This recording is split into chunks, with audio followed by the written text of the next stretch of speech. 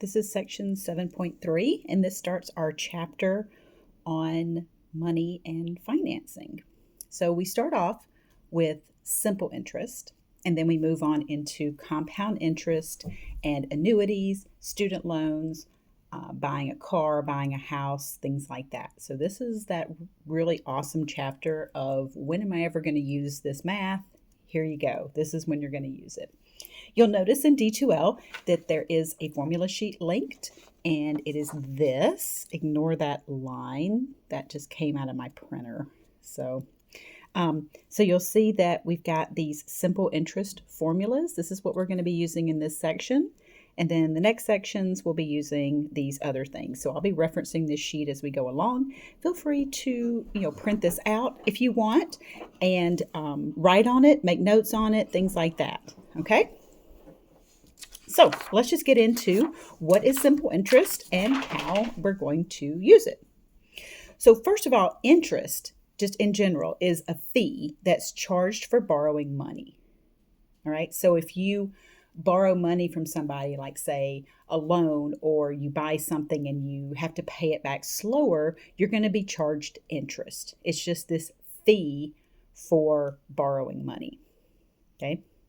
Simple interest is usually charged on short-term loans. Now, we define a short-term loan as 1 year or less. And we say usually because it's not always the case, but that's usually the case. We have a formula specifically for simple interest, and that is I equals PRT. So here's what all of those mean. So I stands for the amount of simple interest. P stands for the principal amount.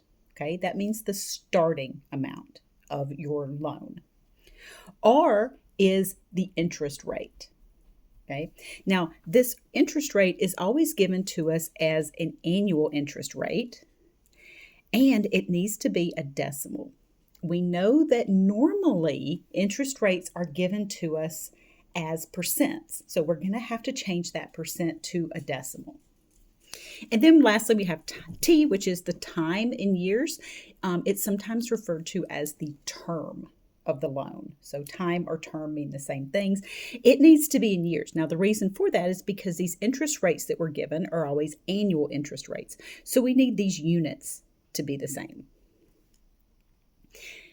Using this formula, we get this formula. This is the formula for the future value of a loan.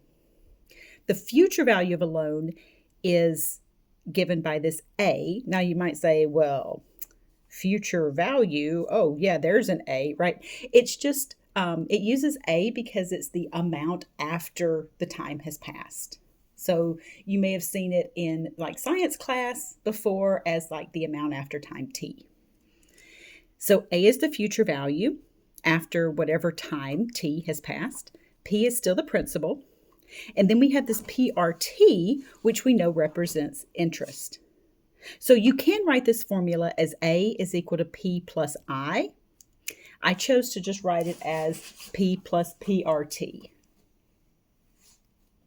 All right, so it's just the principal plus the interest that you paid back. That's the future value. That's how much you actually had to, if it's money that you were borrowing, it's how much you actually had to pay back. If it's money you were investing, it's how much you actually got, of your original plus the interest.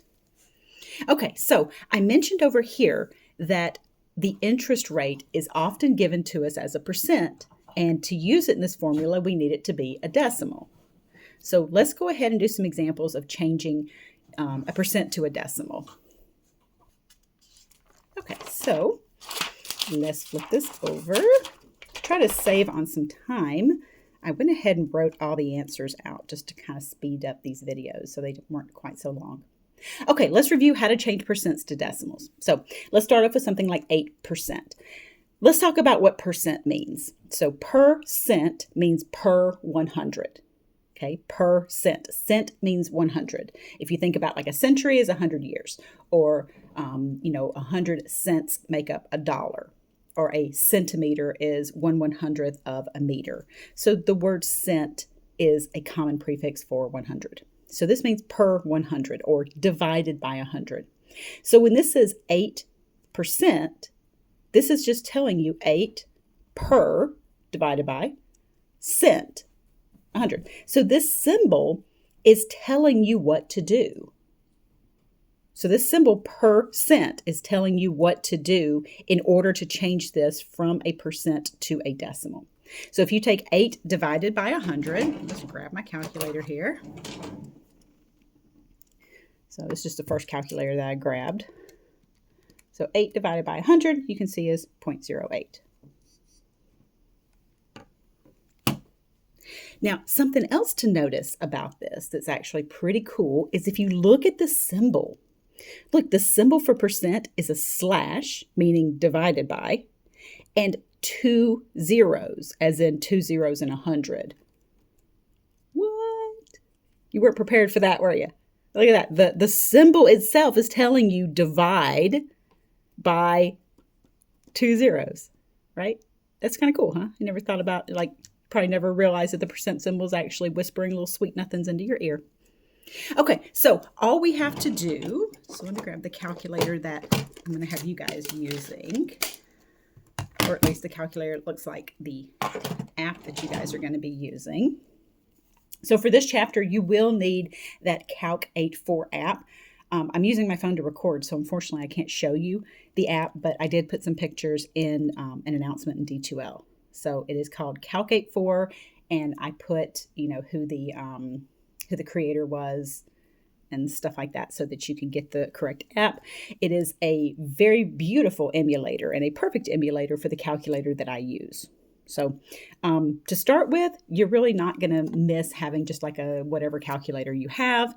But once we get into the annuities and we start using what's called a time value of money solver, you will see the beauty of this calculator and the app for sure.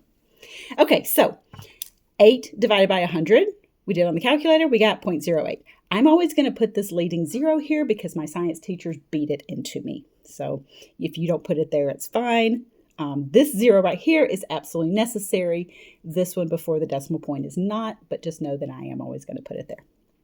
Okay, so first example, change to a decimal. So I just want us to go through these and just use the calculator, use what percent means to just change that to a decimal. So pause the video, bust out your calculator or the app on your phone, and just go through and see if you can follow what I did here for some of these examples. So pause the video and see if you can go ahead and do those ahead of me.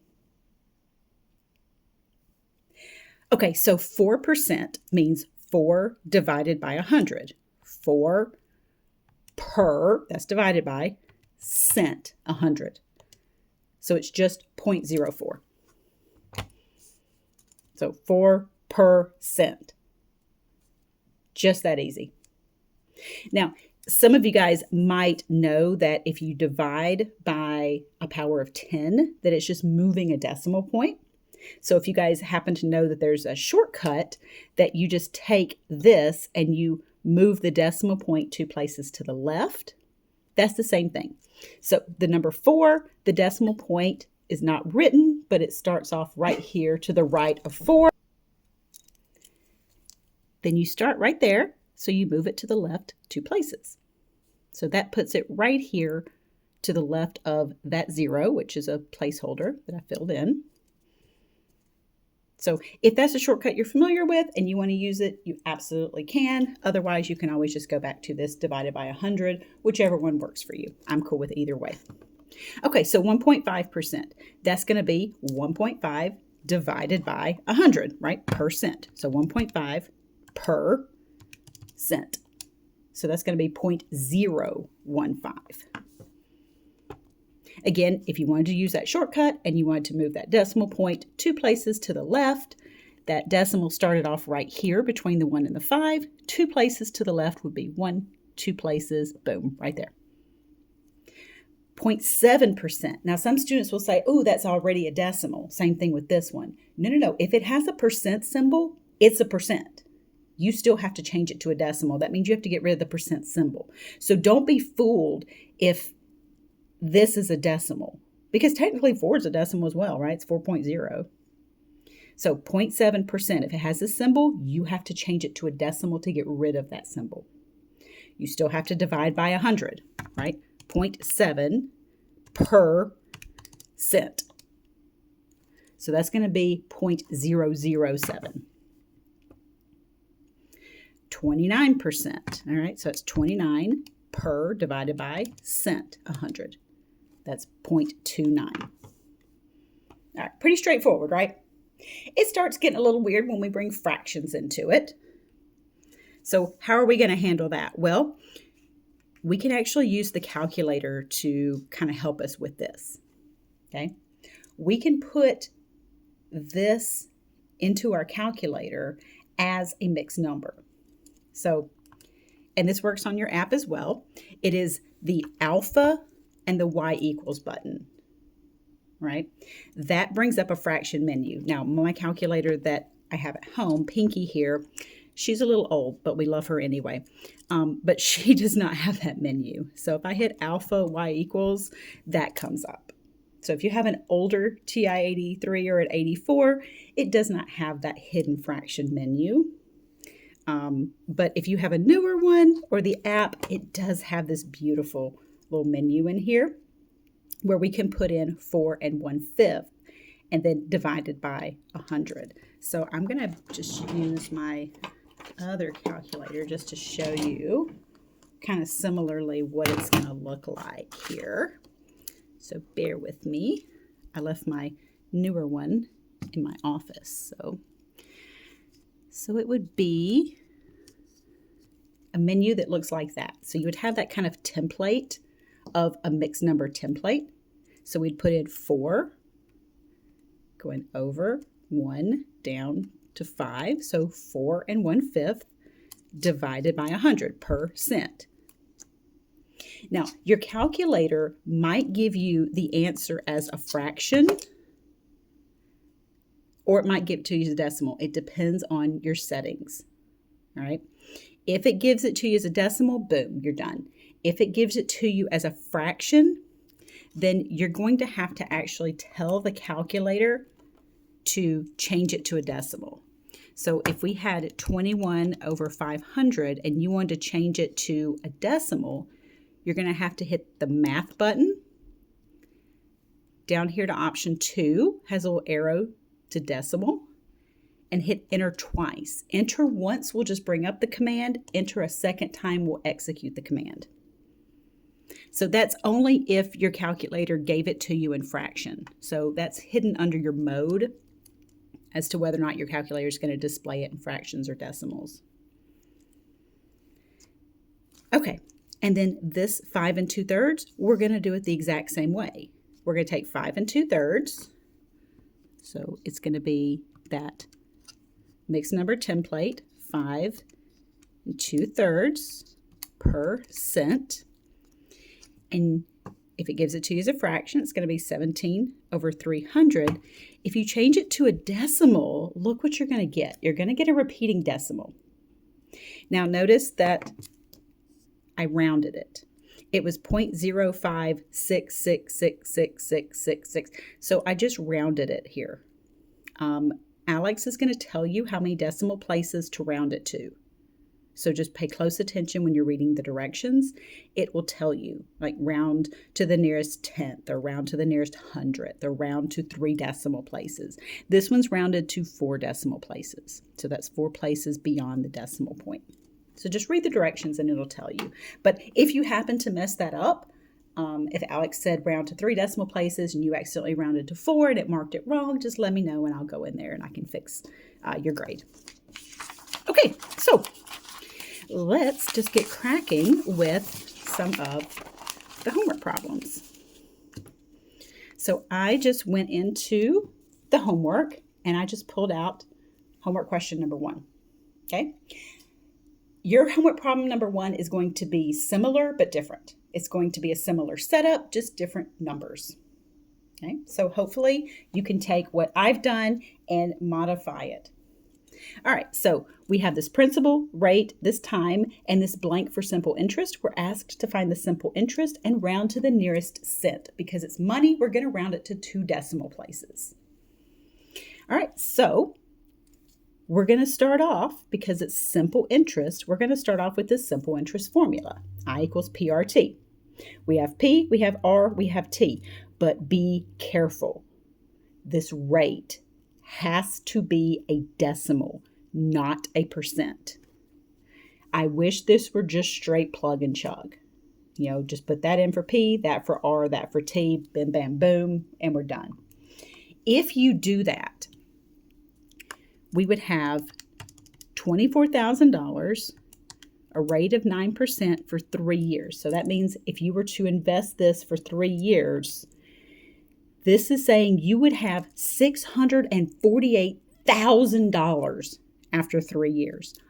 Oh my gosh, that is ridiculous. That cannot possibly be right. Right? If you invest $24,000 for 3 years, there's no way you're coming out with $648,000 after the end of 3 years. That's insane. So you did something wrong. So what did we do wrong? We didn't change this percent to a decimal. So I want you to have some kind of frame of reference of what numbers are like too big or numbers are too small, so that when you get these ridiculous answers, you'll know. Because otherwise, if you don't have any experience, then you don't know that's a ridiculous answer. So this is what I'm here for, to show you that that's insane. Okay, so first order of business. So all this highlighted in yellow is the rate. So I'm taking this rate, noting that before I can use it in this formula, it has to be a decimal, not a percent. So I'm coming down here and saying, okay, let's change this percent to a decimal. We know percent means per 100, percent, divide by 100. So 9 divided by 100, if you just bust out your calculator, you get 0.09. Now it's just plug and chug. Now we can take interest equals principal times rate times time. Now, I just used the parentheses for multiplication. You certainly can use multiplication symbols. You can use dots, whatever you feel comfortable using. So now we can break out the calculator, do 24,000 times 0.09 times 3.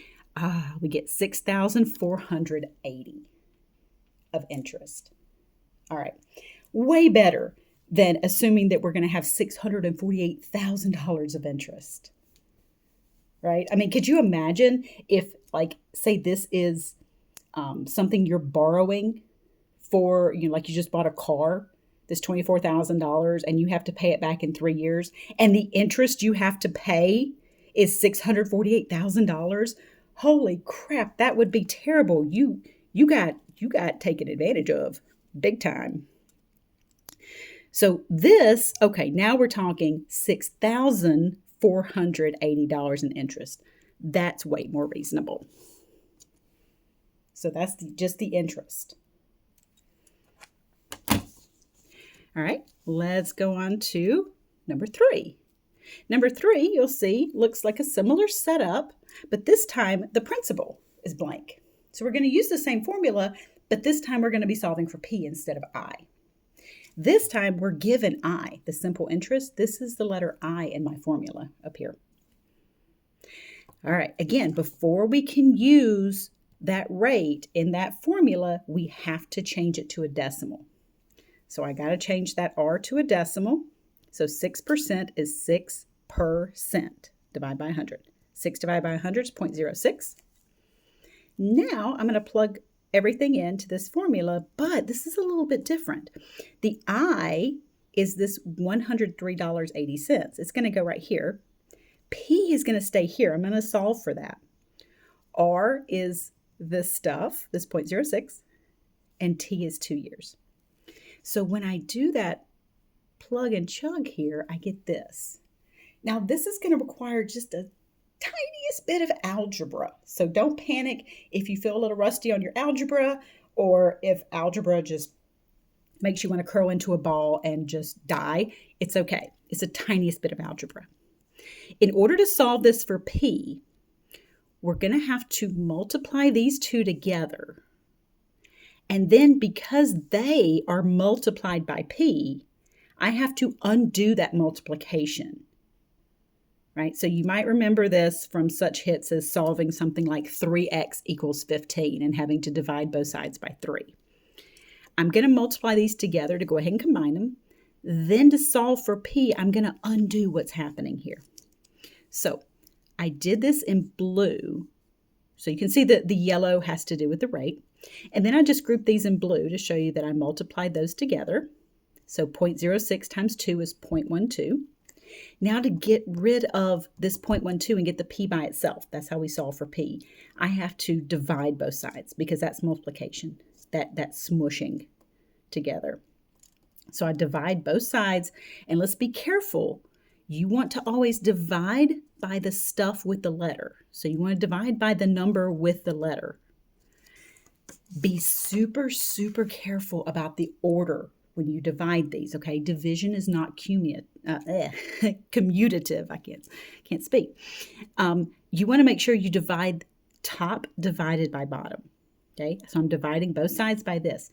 That means I'm going to take this top number, 103.8, and then divide it by 0.12. That gives me 865. So you can see that even though it's written as a fraction, see how divided by 0.12, those cancel out. I divided that by 0.12, and this fraction right here is the same as division. So you can see this fraction bar is the same as that division symbol. The order matters. If you take 0.12 divided by 103.8, you get a completely different number. So the order matters. It's always top divided by bottom. So keep that in mind, okay? So we get the principal that we started with was $865. And at 6% interest over 2 years, we accumulated this kind of interest. Now, that kind of makes sense because if you divide the wrong way, you're going to get 0.00. That's like $0. So, right, that should kind of tell you, hey, I did something wrong. So that's where you start going back, you start backtracking. You say, okay, did I change my R from a percent to a decimal? Okay, did I multiply these and then divide properly? So I'm trying to warn you of some of the most common mistakes. Okay, so next up is homework number 9. So it says, assume that the interest is simple interest. Burger Car Rental borrowed $8,537 at 9 3/5% interest to cover the increasing cost of insurance. Find the term of the loan if the interest is $204.89. All right, so the first thing that should jump out at you is the word term. So remember earlier I said that T in the formula could stand for time or term. It just depends on what terminology the problem is using. And this happens in the real world as well. In the real world, some places or like some banks will say the term of your loan, and some may say the time. So you just kind of need to be familiar with both. Okay, so as most of these problems start, just so I don't forget, I always start with taking that interest rate and changing it to a decimal.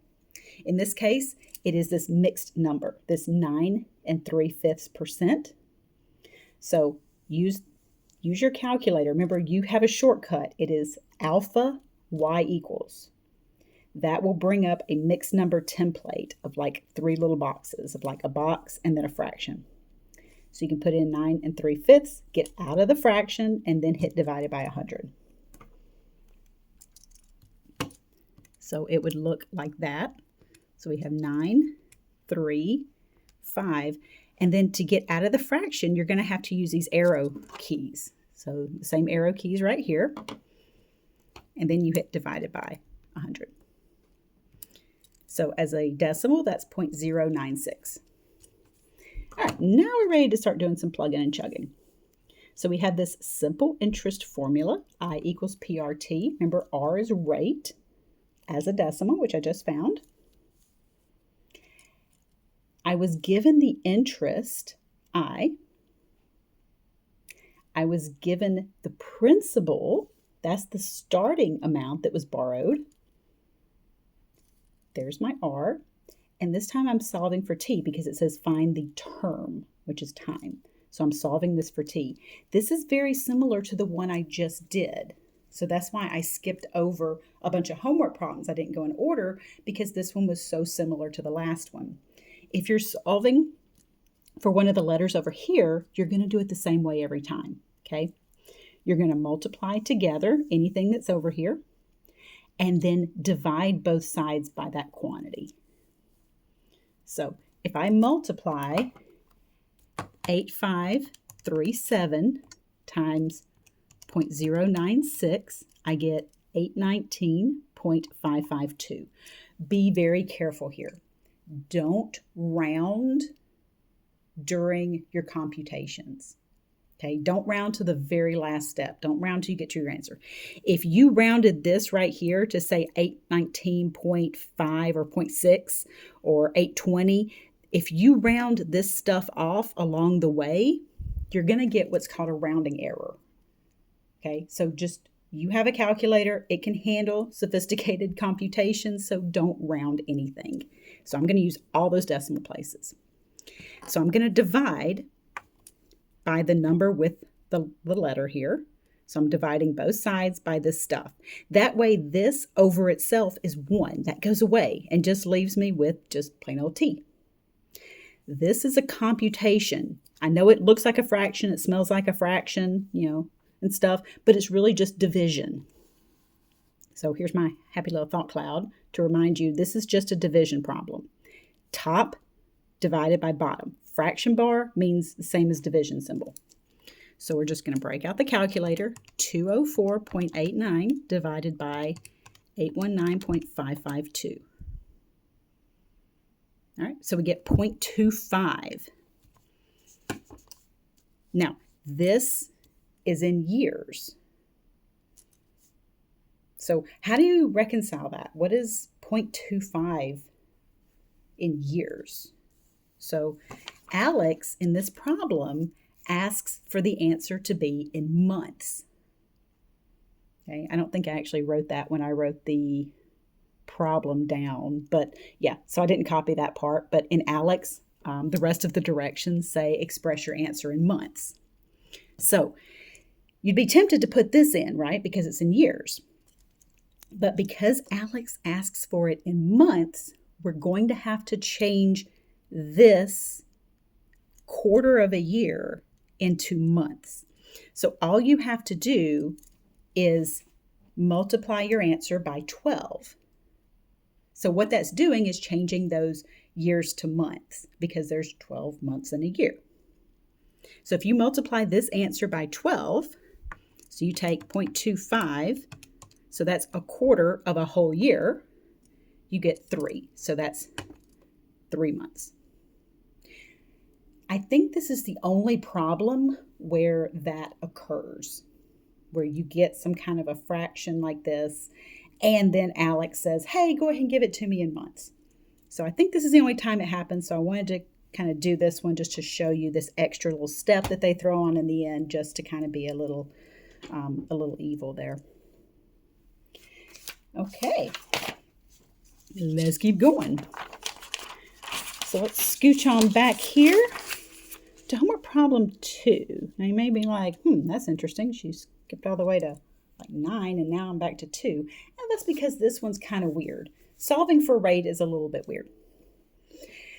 All right, so pretty straightforward, right? We got principal, we got time, we got simple interest, we got rate. So we are going to use that formula, I equals PRT. All right, we're going to plug in what we know. Interest goes right here. Principal, goes right there. Rate, we're looking for that, so I just put a letter there. And the time, 2. All right, so we've done 2 of these already.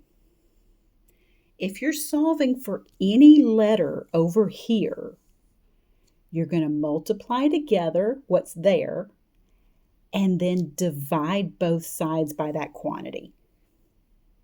I know they're not right next to each other, but you can still multiply them. That's because multiplication is commutative, so I can, flip the order of these and not change the overall value. So multiplying 900 by 200 gives me 1800. So you can see how I kind of color-coded those together to draw your attention to those 2 were the ones that gave you that. Then to solve this for R, I'm going to divide both sides by 1800. That gets rid of it over here and leaves me with just R. this, remember, is just a division problem. Remember, this fraction bar right here means the same thing as that division symbol, and it's always top divided by bottom. So numerator divided by denominator. All right, so that gives me 0.0461. Alex is going to tell you how many decimal places to round to. Now, you're not done though. Okay, we have to change this to a percent. That's because this answer is a decimal. Because when we use this formula, R has to be a decimal. So when we solve it, when we kind of go backwards in the formula, that's a decimal. That's not a percent. So we have to change this to a percent. All right, so we're going to do this by multiplying by 100. Why? Well, let's think about it. When we changed a percent to a decimal, so let's go back here. Let's flippy flip on back. Look, when we changed a percent to a decimal, we divided by 100. So if we want to go decimal backwards, what's backwards from dividing by 100? That's multiplying by 100. So I'm going to take this answer right here, and I'm going to multiply it by 100.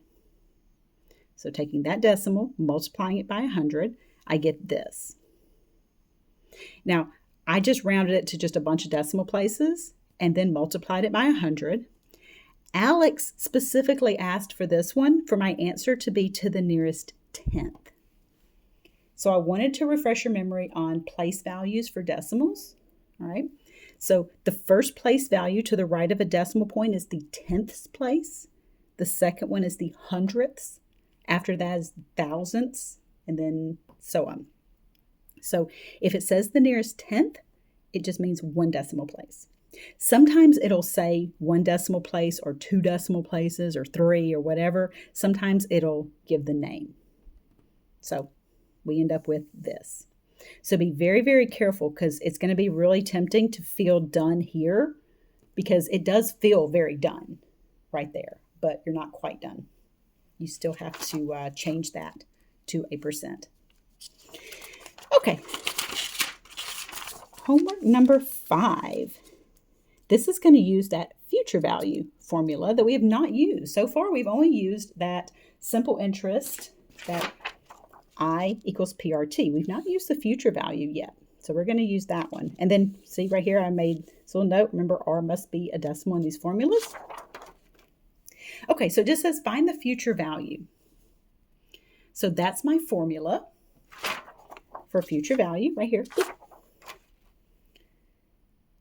Just like always, I'm just going to do some plug and chug here. But first things first, I need to change that decimal to a percent. That's the stuff in yellow.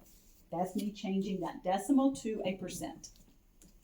All right, so that's taking this percent and changing it to divide by 100.